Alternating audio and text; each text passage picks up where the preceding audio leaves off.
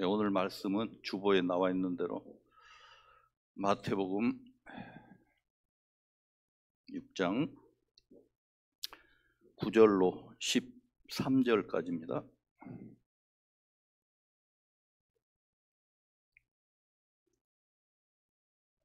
찾으셨으면 제가 읽겠습니다. 그러므로 너희는 이렇게 기도하라. 하늘에 계신 우리 아버지의 이름이 거룩히 여김을 받으시오며 나라의 임하옵시며 뜻이 하늘에서 이룬 것 같이 땅에서도 이루어지이다. 오늘날 우리에게 일용할 양식을 주옵시고 우리가 우리에게 죄 지은 자를 사하여 준 것 같이 우리 죄를 사하여 주옵시고 우리를 시험에 들게 하지 마옵시고 다만 악에서 구하옵소서. 나라와 권세와 영광이 아버지께 영원히 있사옵나이다. 네, 오늘 주제 말씀은 꿈을 꾸는 사람들. 부주제로는 기도하는 사람들 이렇게 제목을 붙여봤습니다. 요즘 나라가 뒤숭숭하고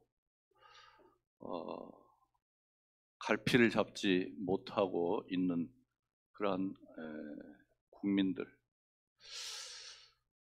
우리는 그 속에서 요동치 않고 우리에게 주어진 그 영원한 나라가 있기 때문에 흔들림 없이 살아가실 줄 믿습니다. 그러나 지금 이 나라의 현실은 참으로 암담하고 중심 없는 그 흔들림, 이 속에서 우리가 살아가야 하는 것이고, 또 젊은이들, 이 나라에 앞으로 짊어지고 나갈 젊은이들에게 이 나라의 정체성을 올바르게 심어줘야 할 성인들이 먼저 흔들리고 있고, 이 안에서 우리는 어떤 마음으로 어떤 힘으로 살아가야 될 것이냐. 세상 사람들과 똑같은 생각과 또 계획과 꿈을 가지고 살아간다 하면은 그리스도인이라고 칭함이 문제가 있고 부끄러울 것이다. 젊은이들에게 꿈과 희망을 줘야 하는데 그 꿈과 희망이 어떤 모래성을 쌓는 것이 되어진다면은 그것은 헛된 삶이 될 것입니다.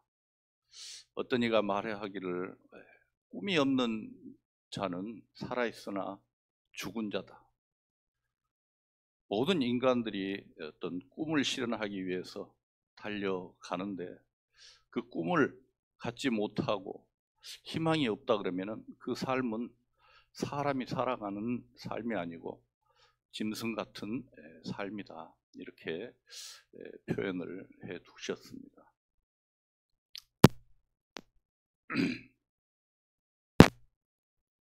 이 시대가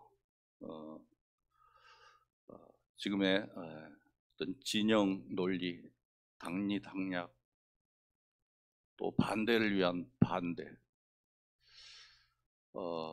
어찌됐든 이 나라는 지금 정상적인 나라가 아닌 것 같습니다. 이것은 분명 어디에서부터 문제가 있었고 어디서부터 잘못된 것이냐. 세상 모든 위치가 다 그렇다고 하지만은 또 그 위치도 어떤 이유가 있을 것이다. 이런 생각을 해봅니다. 지금부터 120년 전에 이 나라, 이 한반도에 어떤 일이 있었냐. 2차 세계 대전이 끝나고 나라가 갈라진 나라들이 제법 있습니다.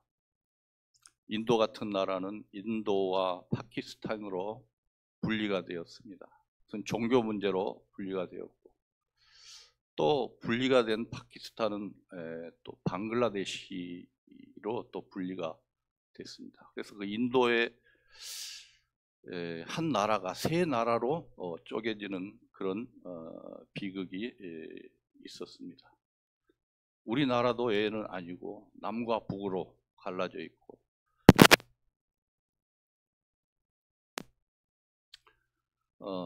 좌와 우로 나누어져서 지금까지 이렇게 대립각을 가지고 있습니다.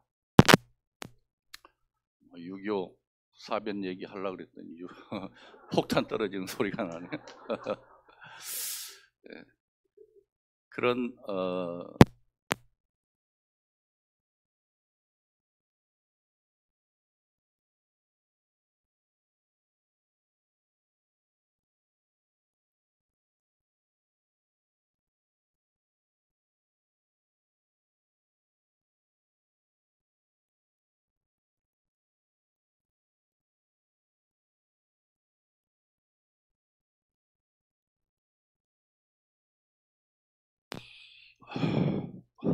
됐습니다.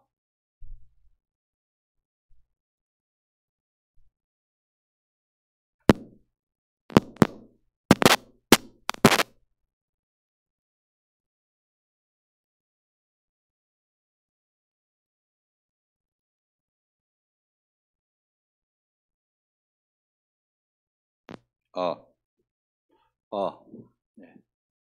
죄송합니다. 그런 과정 속에 있습니다. 이것은 뭐 역사 공부를 하려는 것이 아니라 이 나라 현실이 어떤 현실인가 이런 것을 우리가 조금 이해를 하고 넘어가자는 뜻에서 120년 전부터 거슬러 올라가 보면은 그때 우리 나라는 참으로 암울한 시기였습니다. 그때가 을사년이었죠. 지금 올해가 지금 2000년 25년, 참으로 세월이 빠르죠. 2000년 25년이 을사년입니다. 을사년이 60년 만에 한 번씩 돌아오는데 120년 전이니까 두 번 돌아왔죠. 그때도 을사년. 그래서 어떤 날씨나 분위기가 좀 으시시하면은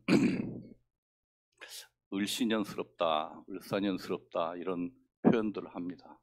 그러니까 그때 그 시절에 어떤 그런 으시시한 일들이 많이 일어났다는 것이죠. 그런 말씀을 지금 해볼까 해서 그렇습니다. 내가 1905년이 을사년이었죠. 그때 당시 일어난 사건은 우리가 잘 알고 있는 일본과의 관계에서 일어났던 일입니다. 일본은 산업혁명이 시작되고부터 우리나라보다 이 동양 나라보다 한 30년 일찍 그 문명을 받아들여 가지고 과학이 발달하고 문명이 발달해 가지고 이 동양 나라들을 보는데 아주 나약한 나라로, 허접한 나라로 이렇게 보고 있었습니다. 그러니까 이 섬나라 사람들은 대륙을 많이 생각을 합니다. 또 그것이 그들의 꿈이었죠. 그래서 제일 가까이 있는 한국, 또 중국 이런 제국주의가 형성이 되면서 그 나라를 넓혀 가는 것이 세계적인 추세였습니다. 그래서 영국은 대영 제국, 프랑스, 이탈리아, 벨기에 이런 나라들이 이 제국주의로 치달던 시대죠. 일본도 마찬가지로 대일본 제국. 이번 달이 3.1절이라서 이런 말씀을 생각을 하게 되었습니다. 그래서 한국을 노리고 있었던 차에 이제 어떤 조약 관계를 맺어서 그 조약을 통해서 일을 해 나가야 되는데 그것이 제일 먼저 우리에게 다가온 것이 강화도 조약이었습니다. 강화도 조약은 병자 말씀을 드릴 수가 있습니다. 병자 수호 조약 때 일본은 어떤 합법적으로 이 조약을 맺는 것이 아니고 먼저 군대를 이끌고 옵니다. 그러니까 부산 앞바다에 7척의 군함을 이끌고 오게 되어집니다. 그래서 그 군함을 일본 앞바다에 메어놓고 이제 이 조선과 협정을 벌이려고 작정을 했습니다. 그래서 이 고종 황제를 불러서 협정을 하는데 부산 앞바다에서 강화도까지 가는데 이 부산에서 그 사신이 한양까지 가는 것보다 더 빠르게 이렇게 가는 것을 보게 되어집니다. 우리에게 닥친 그 문제는 참으로 큰 문제였습니다. 그래서 그 문제를 해결하기 위해서 가는 것이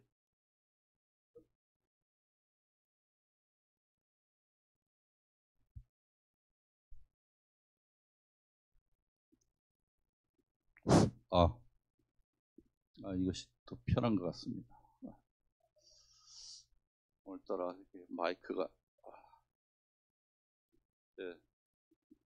그래서 이 강화도까지 오는데 그 배로 오는 시간이 더 빨랐습니다. 그래서 강화도에서 이 협정을 맺는데 이 강화도 조약을 맺는 데 있어가지고 이 조선 대신들은 어떤 조약이나 이런 것들을 맺어본 적이 없습니다. 국제 관계에서. 그래서 일본이 아주 요구하는 대로 협박을 받으면서 이 맺은 것이 이제 강화도 조약. 이것은 일본과 무역을 할 수 있게 또 같이 이 어떤 사업을 할 수 있는 그런 길을 튼 조약이라고 볼 수가 있습니다. 그때부터 이제 일이 벌어지기 시작하는데요. 강화도 그 조약 이후에 또 을미사변이라는 사건이 있습니다. 그것은 이 명성황후 시해 사건이 됩니다. 명성황후 시해 사건을 통해서 그들의 또 잔악성을 볼 수가 있습니다. 그것은 일본을 배척하고 중국과 다시 손을 잡고 일본을 몰아내기 위한 그 사전 작업을 포착하고 벌인 일이 되겠습니다. 그 후로 일본은 이제 1905년에 을사보호조약이라고 맺습니다. 그러니까 이 을사보호조약은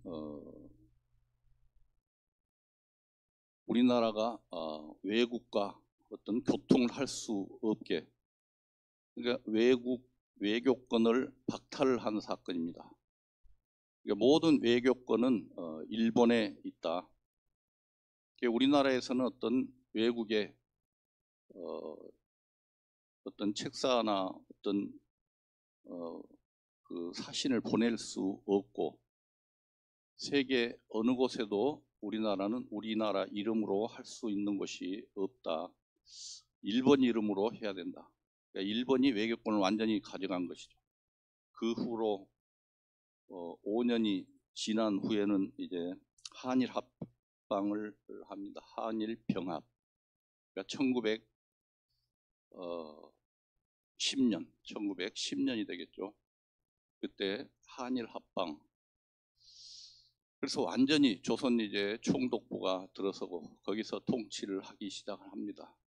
그때부터 우리나라는 이제 일본이 된 것이죠. 그러나 국민들은 어떤 의식이 없는 사람들은 일본이 통치를 하든 한국이 통치를 하든 어떤 의미를 느끼지 못한 상태죠. 그리고 고종도 어떤 개방에 대해서 극히 반대한 입장도 아니었고, 정도 이제 중국이 중일 전쟁에서 중국이 패하니까 4대주의에 젖어 있었던 우리도 이제 주권 국가로서 일어나 보자. 그리고 황제 국가가 되자. 그래서 제국주의에 편승해서 우리나라도 대한제국으로 명칭을 바꾸게 되어집니다. 그래서 대한제국이 1987년부터 1910년까지 13년 동안 제국주의가 됩니다. 우리나라도. 그러나 일본의 병합으로 인해서 그 꿈은 사라지고, 그 제국주의를 하는 동안에도 이 고종은 서구 문명을 받아들입니다. 미국과 합작을 해서 전기도 놓고 또 전화도 드리고 또 철도도 들여서 서대문에서 청량리까지 철도도 다니게 합니다. 그러나 힘이 없는 고종으로서는 어찌할 도리가 없이 항상 간섭을 받고 하던 차에 우리나라는 일본이 아니라 주권 국가라는 것을 알리기 위해서 해외에 밀사를 파견하게 되어진데, 그 사건으로 인해서 이제 고종이 파면을 당합니다. 이래서 1910년부터 9년 동안 식민지로 살면서 1919년에 독립운동이 일어납니다. 독립운동 3월 1일 독립운동이 일어나서 이 상해 임시정부를 그해 세우고, 그때부터 이 나라의 전통을 잇는다, 이런 쪽이 한쪽이고, 또 한쪽은 우리가 일본에 합병이 되어버렸고 우리나라는 없어졌는데, 우리나라는 이제 일본에 통합이 되어버렸는데 무슨 우리나라에 적통이 있냐. 우리나라는 1948년에 이승만 대통령부터 이어온 그 적통을 이어받아야 된다, 이런 주장을 하는 세력들이 있습니다. 이런 세력들이 이제 우리가 흔히 말하는 뉴라이트라고 합니다. 그러면은 이 3.1 운동 또 임시정부, 이것을 인정을 안 하는 것이죠.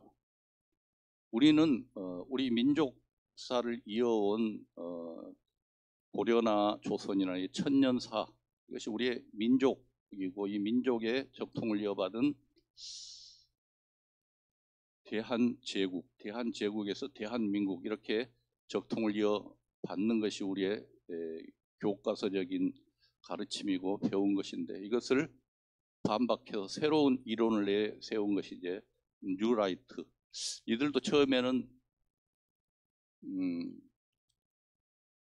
마르크스나 레닌 이런 공산주의 사상을 받아들여서 시작했지만은, 이 사람들이 나중에는 이 소련이 냉전체제에서 무너지다 보니까 이 사람들도 공산주의는 안 되겠다, 자본주의 쪽으로 또 붙게 되어집니다. 그래서 자본주의의 우두머리가 되어서 지금도 어떤 노동자나 민중 편이 아닌 이 자본주의 기업가의 우두머리로, 꼭두각시로 활동하고 있는 이런 자들과 민중들과의 대립 관계에 있는 것이 지금 우리나라의 현실이다. 그러니까 그런 어떤 민족사적인 문제가 해결되지 않고서는 결코 이 나라가 하나가 되어지고 평온할 수가 없는 시기에 놓여 있다. 젊은이들도 이 나라의 어떤 꿈을 가지고 희망을 가지고 살기 위해서는 이런 문제점들이 해결이 돼야 된다, 이렇게 말씀을 드릴 수가 있습니다. 그래서 우리는 우리의 꿈은 어떤 이 세상에 있는 것은 아니지만은, 이 세상을 바라볼 때, 이 그림자 같은 세상을 비춰볼 때 우리가 과연 이 땅에 살고 있지만은 우리가 추구해야 될 그 꿈, 진리, 현실적인 이 세상이 아닌 우리 믿음으로 바라볼 수 있는 그 나라가 우리 심령 가운데 분명하게 자리 잡았을 때 그 안에서 꿈을 꿔 나가는 것이지, 불확실할 때는 그 꿈이 허상이 되어 버린다는 것이죠. 우리의 희망이나 노력이나 이것들이 이 땅의 목표를 두고 이 세상의 목표를 두고 힘들여 살아갔을 때는 그것은 결코 하나님께서 우리에게 주시고자 하시는 그 영원성, 진리는 아니다는 것이죠. 그래서 우리가 이 국가나 또 교회나 기업이나 가정이나 인도자가 참으로 중요한 시기입니다. 이 나라는 지금 대통령이란 사람이 구속되고 또 석방되고 이런 불안정한 상태에 놓여 있지만은 이것들을 참으로 안타깝게 생각하고 그 심령의 통함을 생각하는 사람들은 별로 없다. 왜 그러냐 그러면은 자기 먹고 살기 힘드니까, 자기 생활이 지금 앞길이 더 중요하기 때문에, 어떤 어둠에 갇혀 살기 때문에 남들 돌아볼 그런 여유가 없다, 이렇게 말씀을 드릴 수가 있습니다. 하나님께서 우리에게 주시고자 하시는 것은 어떤 그림자를 통해서 비춰 주십니다. 이 성경 안에 보시면은 우리에게 하나님께서 주시고자 하시는 그 가장 큰 것은 하늘의 것이지만은 그 그림자가 바로 예루살렘이다. 그래서 모든 사람들이 이 예루살렘을 꿈꾸고 살아갑니다. 예루살렘이라는 것은 살렘, 평화. 모든 국가가 개인이 다 이 평화를 향해서 달려가고 있습니다. 달려가는 그 길이 어떤 이들에게는 육신적으로 현실 속에서 그 평화를 찾아보겠다고 힘쓰고 애쓰는 사람들이 있는가 하면은, 저희 같은 믿음으로 바라보는 자들은 이 현실에서는 결코 찾을 수 없는 길이다. 믿음으로만 갈 수 있고 믿음으로만 바라볼 수 있는 것이다. 그래서 언젠가 교회에서 영화를 상영했었죠.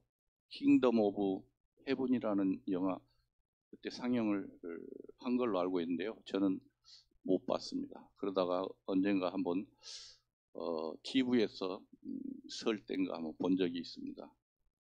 거기서 나온 내용 중에 그 예루살렘을 탈환하기 위해서 수많은 나라들이 전쟁을 반복을 하게 되어집니다.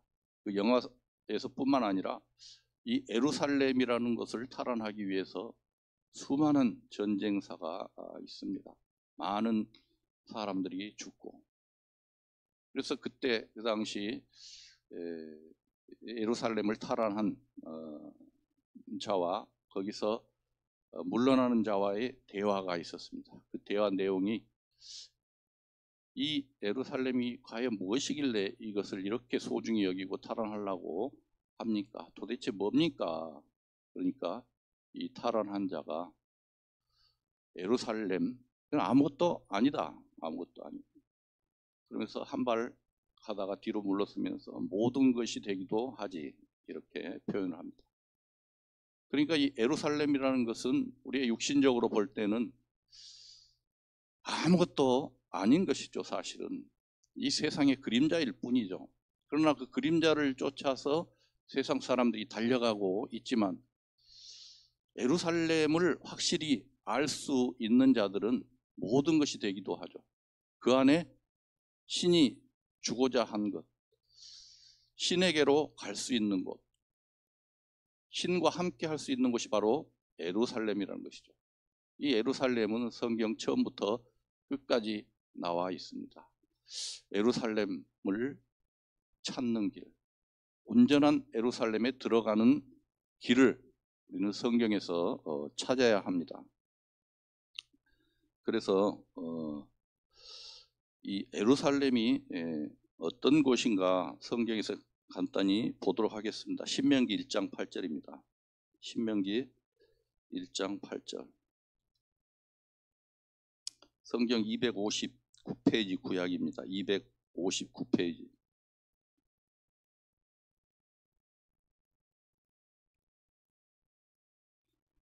1장 8절이 되겠습니다. 1장 8절.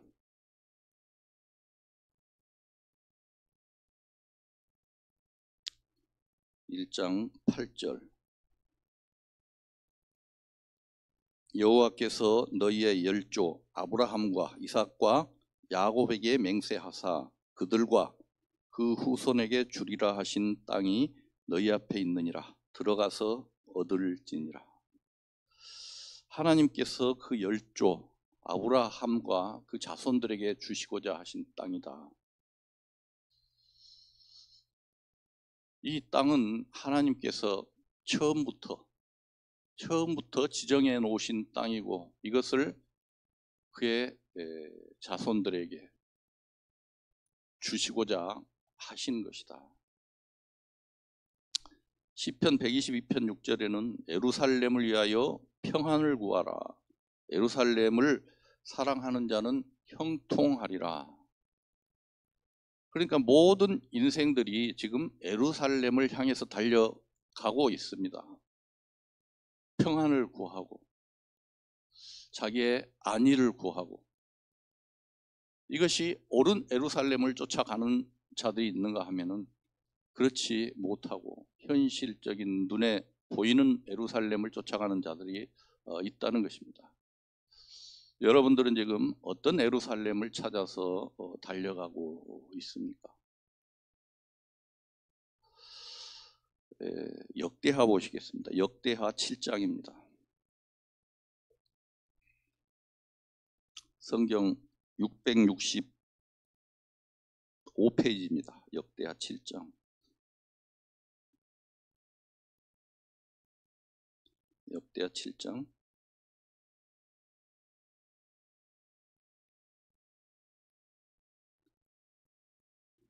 11절. 솔로몬이 여호와의 전과 왕궁을 피력하고 무릇 그 심중에 여호와의 전과 자기의 궁궐에 어떻게 만들고자 한 것을 다 형통하게 이루리라. 쭉 내려와서 15절에 이곳에서 하는 기도에 내가 눈을 들고 귀를 기울이니 이는 내가 이미 이 전을 택하고 거룩하게 하여 내 이름을 여기 영영이 있게 하였음이라. 내 눈과 내 마음이 항상 여기 있으리라. 이 예루살렘 성 안에 하나님의 눈이 항상 지켜보고 있는 것이다. 이것이 바로 예루살렘이 되는 것입니다. 이때 당시 솔로몬 성전에서 지금 하나님과 나눈 내용입니다. 여기에 어떤 하늘에서 비가 내리지 않고 환란이 닥치면 이곳에서 회개하고 기도를 올려라. 그러면 내가 회복시켜 주실 것이다. 이런 내용의 말씀이 있습니다. 그래서 지금도 이 예루살렘 성벽은 기도하는 곳이 되어 있죠. 세상 사람들이 그쪽으로 몰려가서 기도하는 것을 주로 매석하면서 보게 됩니다. 성벽, 서쪽 성벽 한쪽이 남은 그곳에서 성전벽에서 기도하는 것이 아닙니다. 성전벽은 예수님께서 예언하셨듯이 돌 위에 돌 하나도 남지 않고 다 무너지리라 한 그 예언대로 성전은 형태가 없습니다. 다만 그 성전 산 서쪽에 있는 조그맣게 남아있는 성벽에 대고 기도를 합니다. 그 기도 내용들이 대부분 보면은 그 기도하고 또 쪽지를 거기다가 꽂아 넣고 하는 모습들을 보게 되십니다. 이 기도 내용들은 다 육신적인 기도, 정말 이 예루살렘 성전에서 하나님께서 우리에게 주시고자 하시는 그 기도를 하는 자들은 몇 분이나 몇 명이나 되겠습니까? 모두 세상적인 것, 세상에서 평화를 얻기 위한 것, 세상의 유익을 얻기 위한 것, 나의 부족한 것, 이런 것들로 기도를 하는 것입니다. 우리가 살아가면서 이 기도를 한다는 것, 이것은 꿈을 실현하기 위한 것이고, 이 꿈을 위해서 하나님과 대화를 하고 또 하나님께 간구를 드리는 것이죠.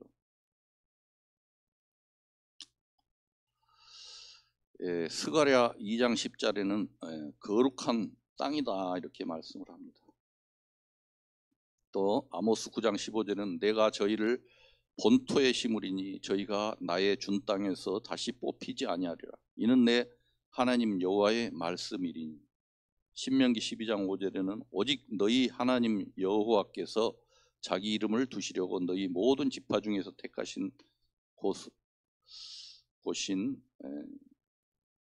곳으로 거하실 곳을 찾아 나가서 이렇게 말씀을 합니다.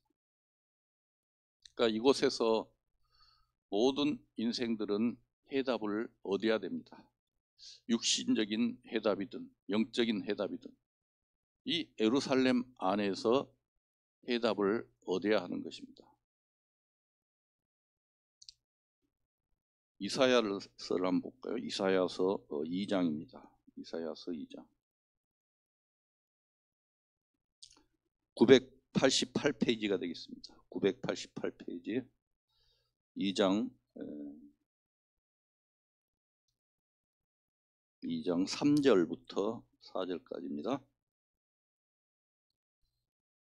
많은 백성이 가며 이르기를 오라 우리가 여호와의 산에 오르며 야곱의 하나님의 전에 이르라. 그가 그 도로 우리에게 가르치실 것이라. 우리가 그 길로 행하리라 하리니 이는 율법이 시온에서부터 나올 것이요 여호와의 말씀이 예루살렘에서부터 나올 것임이라.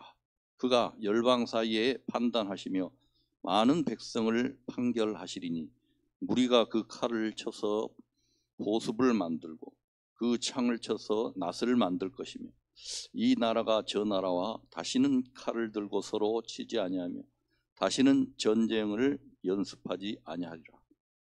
이제 천년왕국에 들어섰죠. 여기서 진정한 평화, 샬렘이 시작이 됩니다. 우리가 평화를 찾는 것은 에덴 동산의 흔적을 찾는 것입니다. 그래서 이 에덴 동산이 다시 부활되는 것이 바로 이 평화의 성 예루살렘이 되는 것입니다.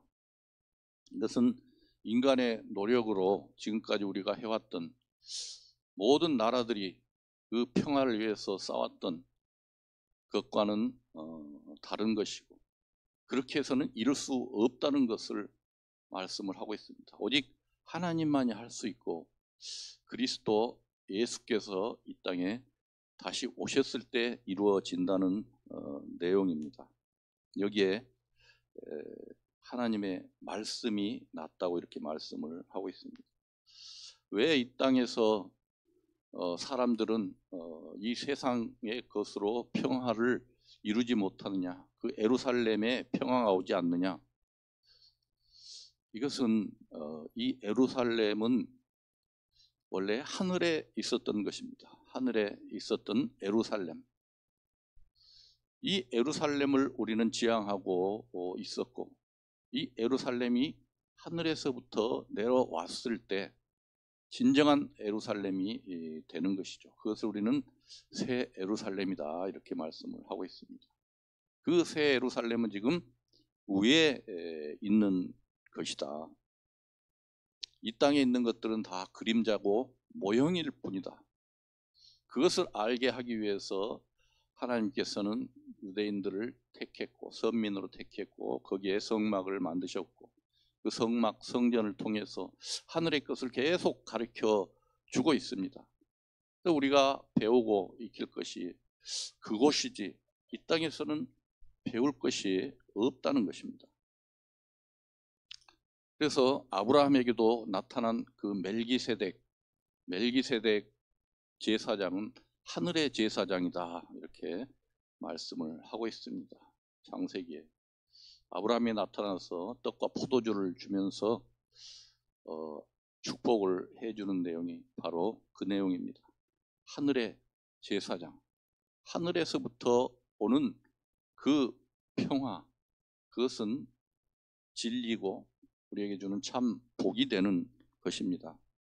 시편 37편 18절에는 여호와께서 완전한 자의 나를 아시니 저희 기업은 영원하리로다. 그러니까 영원한 것 아니면은 이것은 모형이다 이 말이죠. 완전한 것 아니면은 그것은 그림자다. 일상적인 것입니다. 세상 사람들은 자기 뜻대로 이 평화를 구합니다. 또 자기 꿈을 이뤄 나갑니다. 그리고 기도도 자기 기도가 되어집니다. 그러나 기도라는 것은 꿈을 이루기 위한 것이고 자기 희망을 위해서 하는 것이죠. 이것이 세상 사람들이 하는 기도입니다. 우리가 진정 그리스도인이 할 수 있는 기도는 어떤 기도냐? 먼저 답을 알고 하는 기도가 되어야 된다 이 말씀입니다. 성경에는 그 답을 가르쳐주고 있습니다. 어떻게 기도를 해야 되느냐?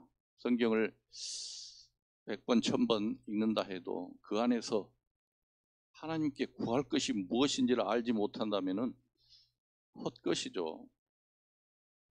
많이 읽어서 잘못된 것이 아니다는 것이 아니고 읽으면서 하나님께서 우리에게 주는 것이 무엇이고 우리가 구할 것이 무엇이고 그 뜻이 무엇인지를 밝히 아는 것이 우리가 성경을 상고하는 이유다.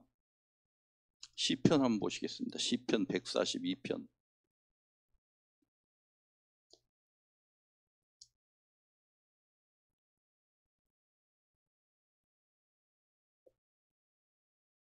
시편 142편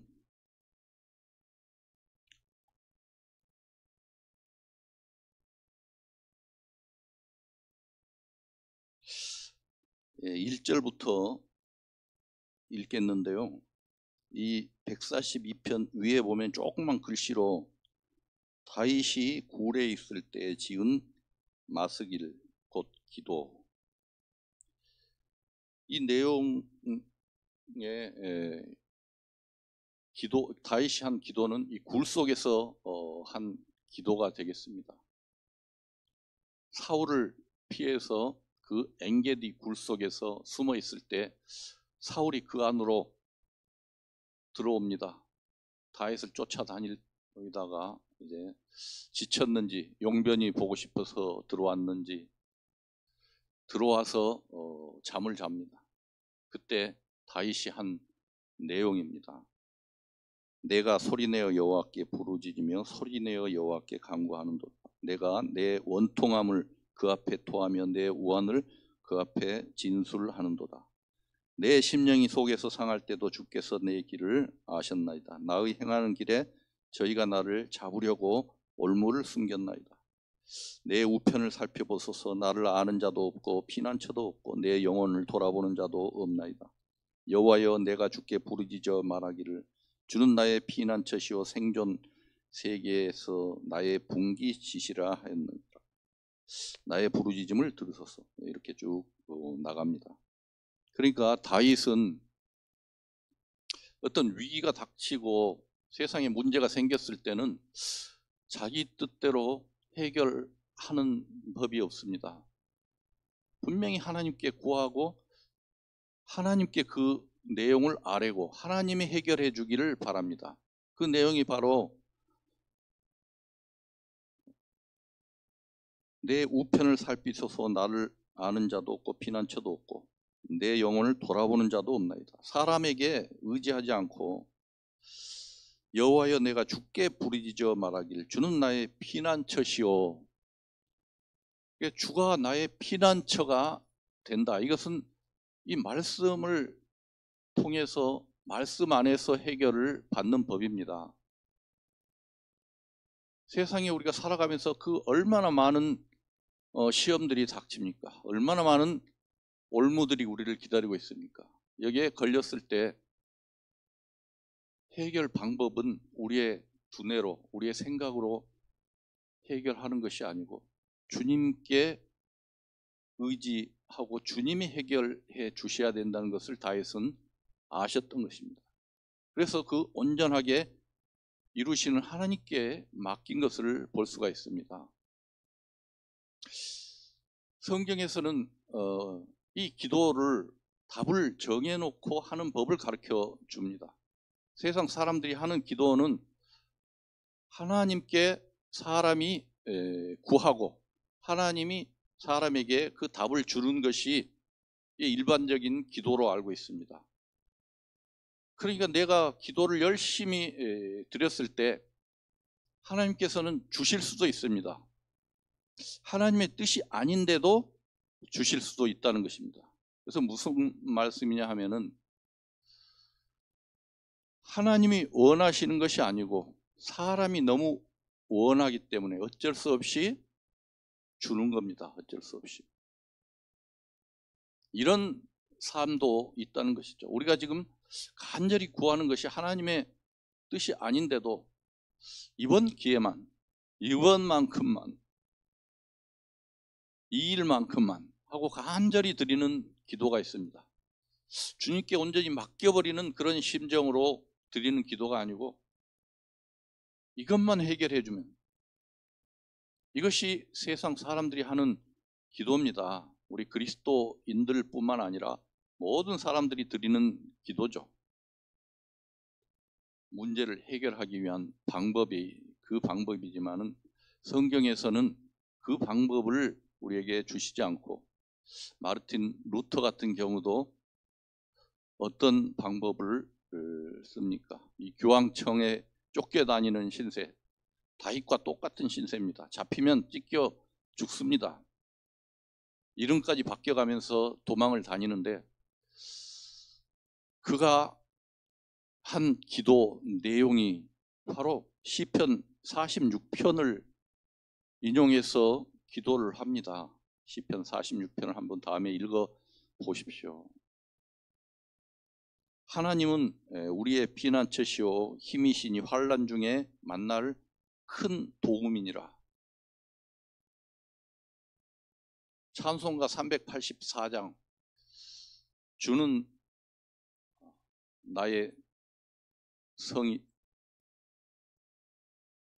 뭡니까? 갑자기 생각이 안 나. 내 주는 강한 성이. 이것이 이따가 마지막 찬송에 이 찬송을 하시면 좋겠습니다. 이 사회 보시는 분들이 찬송 이거 생각하기도 어쩔 때는 좀 고민이 될 때도 있습니다. 제가 먼저 이렇게 가르쳐 준 것도 감사하게 생각하시기 바랍니다. 내주는 강한 성이요. 이 내용의 찬송을 루터가 지었습니다. 이 루터는 시편 46편을 인용한 대로 하나님이 피난처시오 요새시오 하나님께 피했다는 것입니다. 이게 성경에서 가르쳐주는 우리의 환난에 대응하는 기도가 되겠습니다. 그 기도가 아니고 이 이스라엘 백성들이 광야에서 이 부추와 파와 양파와 마늘과 어떤 고기와 애와 이런 것들을 달라고 기도를 합니다. 불편을 하고 이런 것들을 하나님께서 시장 장바구니에 가득 차서 던져 주시면은 내 기도가 상달되었구나, 감사합니다, 이렇게 기도를 응답받았다고 생각할 것 같지만은 하나님의 뜻은 거기에 있지 않았던 것이죠.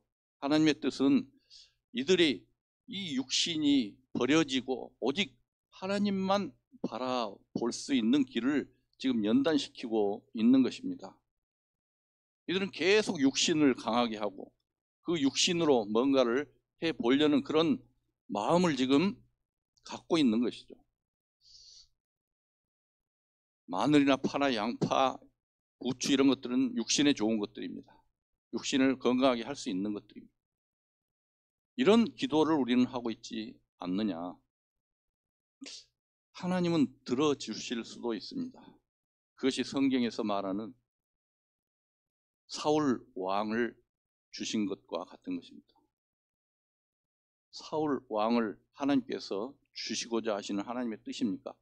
백성들이 하도 전쟁에 시달리고 쫓겨다니고 하니까 우리도 왕을 세워서 그 왕으로 인해서 전쟁도 이기고 국력도 튼튼히 하고 이런 목적으로 백성들이 달라고 하도 애원해서 주신 것이지만은 그것은 하나님의 뜻은 아니었다.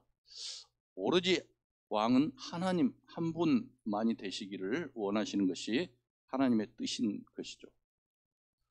성경에는 하나님이 원하시지 않는 길을 많이 기술해 놓고 있습니다.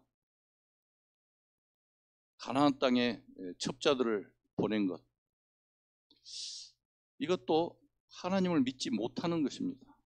하나님을 믿지 못하기 때문에 보낸 것이죠. 이게 하나님의 뜻이 아닙니다. 우리가 어느 곳에 있든지 하나님의 뜻을 발견하지 못하고 행하는 일들이 많이 있다는 것입니다.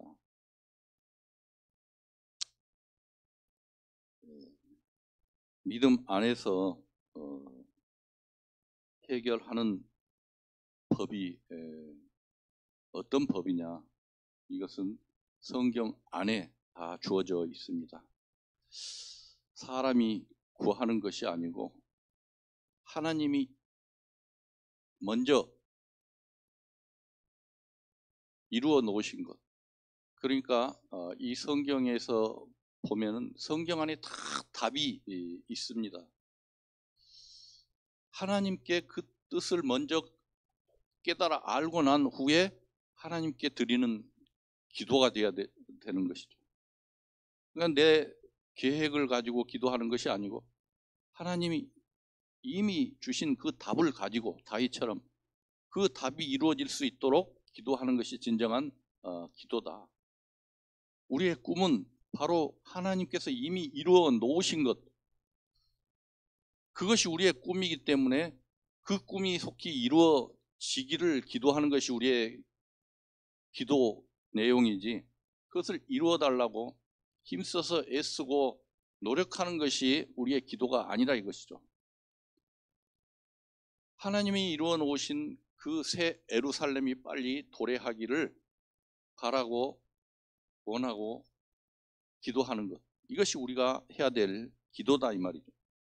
그것이 우리 마음속에 우리 심령 안에 믿음으로 와 있기 때문에 그 예루살렘이 속히 이 땅에 임하기를 바라는 것이 우리의 기도가 됩니다. 예, 믿음으로 사는 자들은 이 성경에 나와 있는 말씀도 똑같은 눈으로 보지 않습니다. 예를 들어서 사랑이라는 글자 하나도 우리는 이 성경 안에서 보는 시각이 틀리다. 요한일서 4장 7절 보겠습니다. 요한일서 4장 7절. 요한일서는 찾기 쉽죠. 제일 뒤에 4장 7절.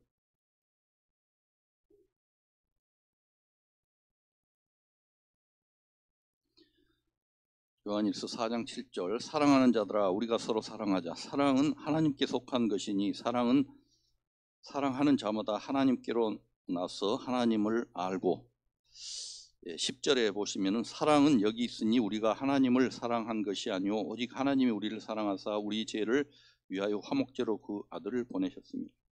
여기에 사랑이 지금 나옵니다. 이게 사랑하는 방법에 대해서 우리는 많이 논합니다. 사랑은 뭐 에로스 사랑도 아니고 무슨 필로 사랑도 아니고 아가페 사랑이다. 이 방법 저 방법을 우리는 우리 논리대로 이렇게 서로 교제를 합니다. 그러나 지금 사랑의 출처를 얘기를 하고 있습니다. 사랑이 과연 어디서부터 온 것이냐? 이 세상에서부터 시작한 것이 아니다 이 말이죠. 그러니까 위에서부터 온 것이 이 사랑인데 그 사랑을 알라는 것이죠. 그러니까 이 세상 사랑이 아니고 위에 있던 그 사랑, 위에 지금 새 예루살렘에서 사용하고 있는 그 문화, 거기서 온 사랑을 지금 말씀을 하고 있는 것입니다. 우리는 사랑하는 방법만 얘기했을 뿐이지 그것이 어디서부터 온 것인지를 분명하게 알아야 된다는 것이죠. 사랑은 원래 하늘에 있었던 것이고 그것이 진리입니다. 사실은 사랑과 진리는 끊을래야 끊을 수가 없는 같이 이어진 것입니다. 진리를 알지니 진리가 너희를 자유케 하리라. 그러니까 내가 뭔가를 아는 것 같이, 진리를 터득한 것 같이 말하고 교제를 하고 하지만은 내 안에 자유함이 없으면은 그 진리를 안 것이 아니죠. 진리는 자유함을 준다고 말씀했지 않습니까? 우리에게 자유함을 주지 못하는 가장 큰 것이 뭡니까? 가장 큰 것이 내 자신이고 자아입니다. 이것은 끝까지 따라다닙니다. 다른 것들은 어떻게 피해서 살아볼 수도 있지만은 내 자아는 결코 피해 나갈 수가 없습니다. 이것이 자유를 억압하는 가장 큰 문제거리입니다. 이것을 우리는 달고 사는 것이죠. 그러면은 자유함을 누리지 못하면 진리를 모르는 것이죠. 진리를 아는 척 할 수가 없는 것입니다. 사실은 아무리 세상 어떤 철학적으로 논리를 편다 하더라도 내가 자유하지 못하면 진리를 아는 것이 아니죠. 그냥 세상 지식을 아는 거죠. 우리는 이 진리가 어디서부터 나는 것이냐 하면 하늘에부터서 난 것임을 믿고 그곳에서 해결을 봐야 된다는 것입니다. 그것은 흠이 없는 것, 온전한 것, 완전한 것이기 때문에 우리 같은 어두운 것이 들어가게 되어지면은 큰일 납니다. 하늘나라에는 온전하기 때문에 어둠이 있을 수가 없습니다. 그래서 우리는 이 어두운 가운데로 쫓겨난 것이죠. 이 어두운 가운데에서 사는 방법대로 우리는 지금 살아가고 있습니다. 그래서 우리가 진리 가운데 있는 것처럼 뭔가를 아는 것처럼 하는 것 같이 가증스러운 게 없는 거예요. 사실은 우리는 어둠 가운데 어둠의 문화를 형성하고 그 문화 속에서 살아가는 겁니다. 사람들이 선호하는 사람 뭡니까? 겉과 속이 같은 사람. 이 사람을 올바른 사람으로 봅니다. 이 사람을 아주 선한 사람으로 보고 정직하고 흠이 없는 사람으로 봅니다. 그러나 사람이 겉과 속이 같으면은 이 세상에 살 수가 없습니다. 이 사람은 겉과 속이 달라야 살 수가 있는 것입니다. 이 어둠의 세상에서 살 수 있는 방법이 그 방법입니다. 여기서 저와 여러분들이 속을 들여다보고 지금 앉았다 하면은 여기에 지금 성할 사람 별로 없을 겁니다. 어떤 생각을 하고 나를 보고 있는지 내가 다 보고 있다는.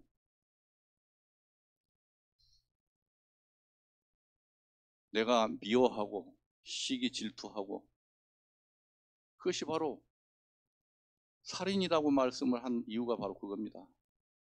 위에서는 그것이 살인으로 이어집니다. 위에서는 내가 생각하는 것, 이것이 바로 현실로 나타나는 것이죠. 그러니까 내가 미워하면 그것이 바로 죽어나가는 일인데 그 안에 우리가 거할 수가 있습니까? 이렇게 쫓겨나서 여기서 그런 구데기 같은 사람들끼리 모여서 살아야지 이 세상이죠. 요한 2서를 보겠습니다. 한 장 더 넘기시면 요한 2서.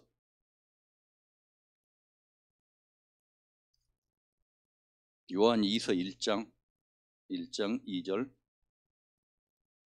우리 안에 거하는 영원히 우리와 함께할 진리를 인함이로다. 은혜와 긍휼과 평강이 하나님 아버지와 아버지의 아들 예수 그리스도께로부터 진리와 사랑 가운데서 우리와 함께 있으리라. 진리와 사랑 가운데서 우리와 영원토록 함께 있답니다. 그러니까 이 사랑은 진리와 떼어놓을 수 없는 것입니다. 이 사랑 가운데 영원히 거할 수 있는 곳이 그곳이기 때문에 이 진리가 없으면 그곳에서 살아갈 수가 없는 것입니다. 사랑과 진리는 바로 일치하는 것입니다. 뜻은, 하나님의 뜻은 하나입니다. 하나. 하나님께서 세우신 그 뜻을 반역을 한 사단의 뜻이 나타나기 시작했고, 그 뜻에 하나님 쪽이 옳으냐 사단이 옳으냐 누가 유익하냐 그 판단을 해서 그 뜻을 또 하나 세운 것이 사람의 뜻입니다.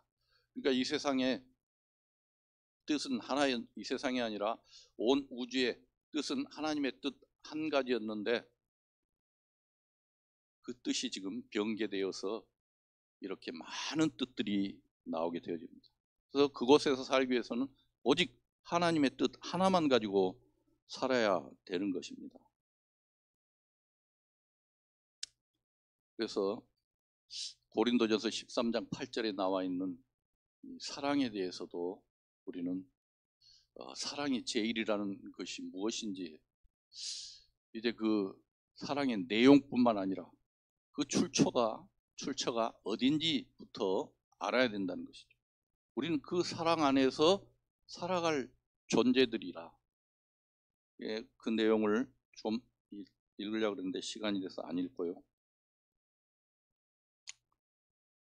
아무리 잘났어도 하늘에서 온 것 아니면은 그것은 가짜다 이 말입니다. 요한계시록을 좀 보겠습니다. 요한계시록 21장입니다. 21장 마지막이 되겠죠. 요한계시록 21장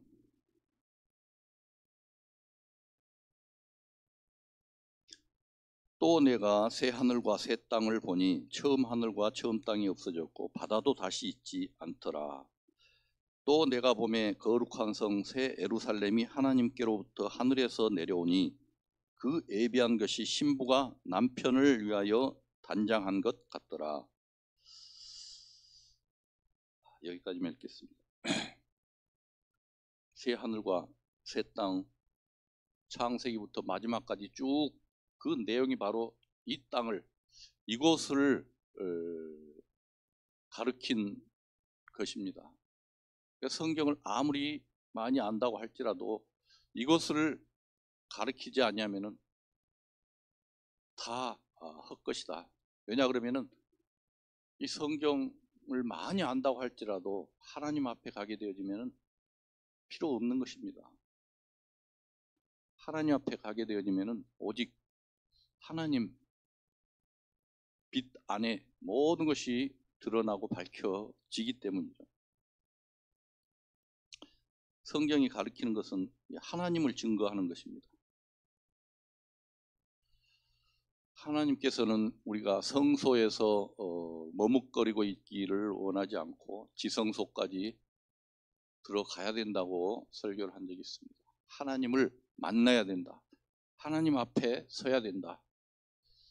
교회에서 교제하고 서로 놀고 이런 것으로 끝나는 것이 아니고 하나님 앞까지 나가는 길을 성경은 제시를 해 두신 것이죠. 그것이 바로 지성소 안에서 하나님을 만나는 길입니다. 이 세상은 저주받은 곳입니다. 저주받은 곳. 그러니까 저주를 받았다는 것은 우리가 불편해하는 모든 것도 있지만은 겉과 속이 다른 것도 저주 때문에 그런 것이고요. 나이를 먹어가는 것도 저주 때문에 그런 것입니다. 지난번에 1박 2일로 장년부들이 그 야외 교제를 했습니다. 거기서 골로새 물을 먹으면서 교제를 하면서 많은 교제들도 하고 했습니다. 거기서 그 게임 중에 어떤 사물을 가리키는 게임이었는데요. 거기에 손톱깎이가 나왔습니다. 그것을 손톱깎이 하면은 정답인데 제가 쓴맥길이라고 그랬습니다. 쓴맥기를 했더니 폭소가 터졌죠. 이게 우리 삶 가운데 일제 자네들이 아직 많이 남아 있죠. 어떤 담아내기나 뭐 덴뿌르나 벤토나 이런 것들이 많이 남아 있어요. 그런 잔재들이 우리는 아무것도 아닌 상태에서는 그냥 외래어로 받아들일 수도 있잖아요. 뭐 우리는 영어에서나 중국어에서 외래어로 쓰고 있으면서 아무 부담 없이 쓰고 있지만은 유독 일본만은 거부감을 많이 느낍니다. 그들이 우리를 찬탈했기 때문이죠. 그런 세상에 우리가 지금 살고 있기 때문에 그 세상에 살고 있는지를 모르는 사람은 이것이 여기에서 해결을 보려고 나이도 늙어가는 것도 참 안타깝게 생각하고 병든 것도 안타깝게 생각하고 이런 모든 것들이 저주 속에 있는 것이죠. 언젠가 이종옥 장로님이 우리가 건강하시니까 100살까지는 사시겠습니다. 그러니까 얼굴 표정이 별로 안 좋으시고 아니 요즘에 아픈 데만 없으면 120살까지 사는데 무슨 소리냐. 120살까지 사시겠다는. 아픈 데만 없으면 100살이 아니라 120살까지 사.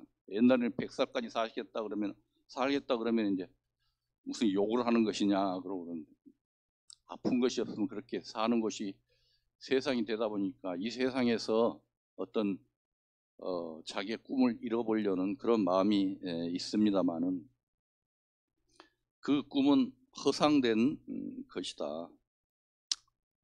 젊은 형제들이 많이 있습니다. 결혼도 꿈이고 앞으로 인생을 살아가면서 행복을 누리고 사는 것도 꿈입니다. 근데 그것이 우리의 온전한 꿈은 아니라는 것. 요즘엔 젊은 사람 하면 옛날에 젊은 사람 하면은 20대를 젊은 사람이라고 그럽니다. 요즘엔 30대도 40대 돼도 젊은 사람, 50대가 돼도 젊은 사람, 60대가 돼도 젊은 사람. 뭐 늙었다 말하면 욕을 얻어먹습니다. 70이 되고 80이 돼도 늙었다는 말을 못 씁니다. 그 마음이 늙은 것이 늙은 것이지 사실은 제가 늙은 티를 제일 많이 냅니다만은 이 늙은 것이 저주죠, 저주. 우리는 이 교회에 나오고 교제 안에 있고 모임 안에 있는 것들이 이 세상에 있는 그 저주 속에서 뭔가를 찾기 위해서 모이는 것이 아니라 그 꿈이 바로 이 예루살렘에 있는 것들, 이것들을 하나하나 배워가는 것이죠. 거기는 부족함이 없고 온전하고 모든 것 되기 때문에 얼마든지 가져다가 교제할 수 있는 것이고 그 안에서 누릴 수가 있는 것이죠. 그래서 교회에 나오는 것입니다. 어떤 목적으로 나왔는지는 모르겠습니다. 습관상 나오셨는지 아니면 안 나오면 무슨 큰 이 벌이라도 받을까, 뭐 징계라도 받을까, 아니면은 어떤 복을 취하려고 나오는 것인가. 여러 조건으로 나왔지만은 일단 여기 왔으면은 그 안에 있는 것들을 배울 수 있어야 됩니다. 그 꿈을 하나 발견해 가야 되는 것이죠. 그렇지 못하면 아무 의미 없죠. 형식적으로 왔다 가는 것이죠. 그것이 교회죠. 어떤 교양 강좌를 들으러 오는 것은 아니죠. 교양 강좌는 세상에서 모임이 더 잘하는 교양 강좌가 있습니다. 그러나 여기 오면은 이 땅에서 것이 아니라 위의 것으로 채우기 위해서 오는 것입니다. 22장을 한번 보겠습니다. 22장, 요한계시록 22장. 또 저가 수정같이 맑은 생명수의 강을 내게 보이니 하나님과 및 어린 양의 보좌로부터 나서 길 가운데로 흐르더라. 강 좌우에 생명나무가 있어 12가지 실과를 맺히되 달마다 그 실과를 맺히고 그 나무 잎사귀들은 만국을 소성하기 위하여 있더라. 다시 저주가 없다고 합니다. 이제 하나님과 그 어린 양의 보좌가 그 가운데 있으니 그의 종들이 그를 섬기며 그의 얼굴을 볼 터이요 저주가 없고 그의 얼굴을 볼 터이요. 그의 얼굴을 지금은 우리가 삼위일체 하나님으로 알고 있는 성부와 성자와 성령이 하나님이지만은 거기서는 이제 일체가 됩니다. 하나님은 한 분으로 되어서 그 얼굴을 볼 수가 있는 그곳입니다. 지금 우리가 하나님을 보게 되면 죽습니다. 왜냐 그러면은 이 세상에 쓰고 있는 에너지와 거기서 쓰고 있는 에너지가 다르기 때문입니다. 그곳에서는 하나님을 직접 볼 수가 있는 형태로 우리가 변화가 되어지죠. 모세도 하나님을 직접 대하지 못하고 돌아서서 살짝만 보고 왔는데도 얼굴에 빛이 나서 수건으로 가린 상태입니다. 그곳에서 비치는 그 빛과 여기서 보는 그 빛은 다릅니다. 여기 보니까 5절에 보시면은요, 다시 밤이 없겠고 등불과 햇빛이 쓸데없으니 이는 주 하나님이 우리에게 비치심이라 저희가 세세토록 왕노라. 거기서 비치는 것이 또 있습니다. 거기서 비치는 것이 이 태양빛. 저는 눈이 안 좋아가지고요, 이 형광불만 봐도 눈이 부십니다. 태양에서는 태양을 바라보지도 못합니다. 그런데 그 빛이 아닌 하나님께서 비치는 빛은 이 세상 것하고는 상대가 되지 않는 그런 에너지를 갖고 있습니다. 이 세상은 이 빛을 통해서 살아갑니다. 빛이 주는 그 에너지는 우리의 모든 식물이 되어지고 그 식물이 우리 안에 들어가게 되어지면 그것이 소화가 되어지면서 에너지로 변하게 되어집니다. 그 포도당이 산소와 결합해서 이 에너지로 발생해서 그 에너지로 우리가 살아갑니다. 그러나 그것은 영원한 것이 아니죠. 해와 달이 주는 것은 영원한 것이 아닙니다. 그 해와 달이 주는 것, 그것이 아닌 하나님이 직접 주는 그 에너지는 영원한 것이다. 그 안에서 살아가는 우리의 삶은 그 에너지로 사랑도 하고 서로 교통도 하고 이 모든 것들이 그 안에서 주는 에너지로 살아가는 것과 이 땅에서 햇빛을 받고 살아가는 것은 비교할 수가 없는 것입니다. 그래서 그 빛이, 하늘에 있는 빛이 이 땅에 조금 비치면은 우리도 조금은 그렇게 살 수가 있는 것이죠. 그 빛으로 예수님 이 땅에 오신 것입니다. 우리는 영원토록 빛 가운데서 살아갈 존재들이다. 이렇게 말씀을 드릴 수가 있습니다. 우리는 꿈을 꾸는 사람들입니다. 제목이 꿈을 꾸는 사람들인데요. 꿈이 깨고 난 후에는 아주 맑은 아침이 돌아옵니다. 악몽을 꾼 자들 일어나 보면 꿈이었네. 저는 군대 가는 꿈을 가끔 꿉니다. 군대를 갔다 왔는데 또 오라 그러는, 정말 이게 불편하고 그 꿈속에서도 이 악몽이 되어지는데요. 꿈을 깨고 나면은 너무 후련하고 시원합니다. 그래서 시편 73편 20절에는 주여 사람이 깬 후에는 꿈을 무시함 같이 주께서 깨신 후에는 그들의 형상을 멸시하리라. 이게 꿈을 깬 것 같이 우리의 인생이 다시 변화가 되어지면은 이 세상에 있었던 것은 우리가 한편의 연극이었다. 이 연극에서 어떤 주인공을 맡은 자도 있고 또 식모 역할을 맡은 자도 있고 뭐 고모 역할, 이모 역할, 다 역할을 한 가지씩 맡아서 살아갑니다. 지금 내가 맡은 역할이 아버지의 역할이면 아버지의 역할, 또 어머니의 역할은 어머니의 역할. 이런 연극이 끝난 후에, 이 막이 내린 후에 다시 내 본래의 모습으로 돌아가는 것이 바로 이 인생 길이다. 이 인생에 어떻게 그렇게 집착을 할 필요가 있냐 이 말이죠. 유행가 가사 중에 그 대왕의 길이라는 그 유행가가 있는데요. 해가 뜨면은 꽃이 피고 달이 뜨면 꽃이 지고 사랑도